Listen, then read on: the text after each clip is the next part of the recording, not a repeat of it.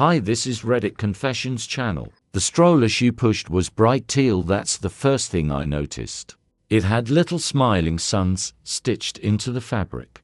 The baby inside was asleep, mouth slightly open, blissfully unaware of the world. She looked just as carefree until her eyes met mine. She was at the smoothie kiosk, ordering something with flax or spirulina. I heard her say, "Extra flaxseed, please," in the same voice that once scolded me for buying non-organic almond milk. I stood there, partially hidden behind a line of automated massage chairs, clutching a microwave I didn't need, frozen. I should have walked away. Instead, I stared like a man watching his own ghost. Then she turned. Slowly at first, tilted her head. Then her eyes locked on mine and everything froze.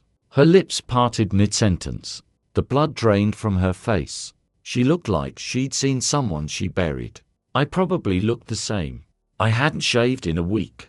My hoodie was soaked. My left shoe was untied. She, on the other hand, looked like a lifestyle magazine spread. Soft waves of hair, oversized cardigan, just enough makeup to look effortless. And a baby. Her baby. My breath caught. I hadn't seen her in 752 days. I counted. And there she was, with the child she made with him. I took a step forward.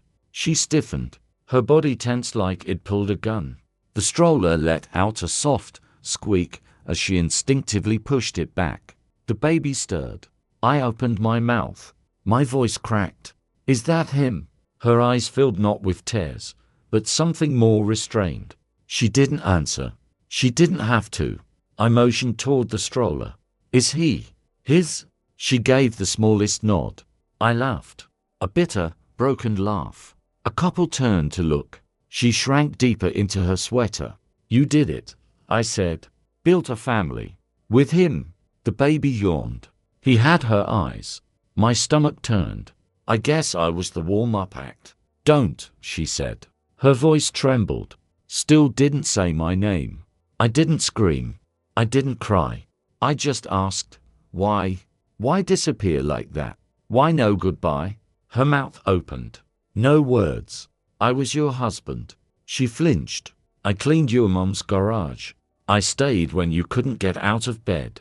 I rehearsed your job interviews with you, even when you were texting him.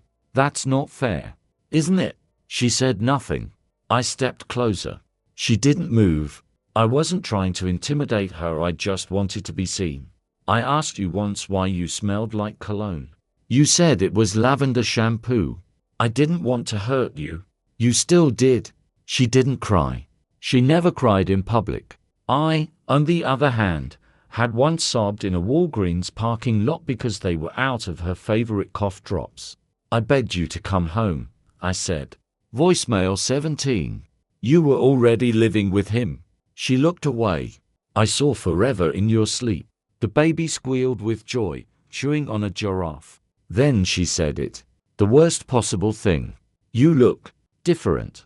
Different. Not sorry. Not I was wrong. Just different." So I left. No dramatic exit. Just walked away. Shoulders hunched. Microwave in hand. Out into the drizzle. And she watched me leave. 3 days later, I got a letter. No envelope. Just a crumpled note stuffed inside a cartoon raccoon card. 5 words, "You don't know the half." Curtis wasn't supposed to be permanent. She wasn't sure the baby was his.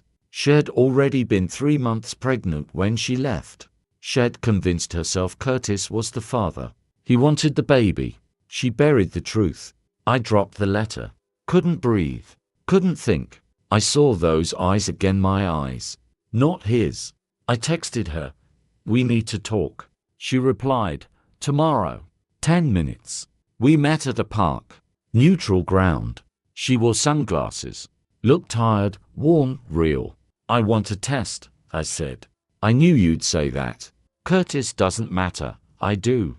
"You're not being fair. You broke me, Lena." She said nothing. Then she pulled a photo from her coat. A Polaroid. A boy in a sandbox. Smiling. Holding a dinosaur. Tell me those aren't your eyes, she said. And I couldn't. I got the test. 12 days of torture. Couldn't sleep. Couldn't eat. The result, 99.9% positive. I was a father. I called. No answer. I went to her place. Curtis opened the door. She's not here. She told you. I knew before he was born. You knew? She told me it might be yours. I didn't care. I said we'd raise him anyway. You stole him. She gave him to me. My knees buckled. I left. I didn't file papers. Not yet. I wrote her a letter instead. One meeting. That's all I asked. She agreed. Saturday. Marlow Park. I saw him. My son. Playing with a toy truck. Who's that? He asked. An old friend, she said. You look like a stranger. I smiled. I guess I do. He asked about trucks. I answered. He played. I watched. 20 minutes. When he left, he yelled, "Bye, stranger." And that word shattered me. Days later, she texted, "Cedar keeps asking when the man with the weird shoelaces is coming back." I came back, brought him a fire truck. He laughed, called me fire truck guy. I took it, held onto it. Meeting by meeting, I became someone. And one day, while we flipped through a book about turtles, he leaned into me and said, "You feel like a dad." I didn't cry. Not really. Just blinked fast and whispered, "I'm allergic to turtles." He laughed, called me ridiculous. And that's when something inside me finally began to heal. He doesn't say stranger anymore. Now when he sees me, he runs full speed, arms open, shouting something new. Daddy.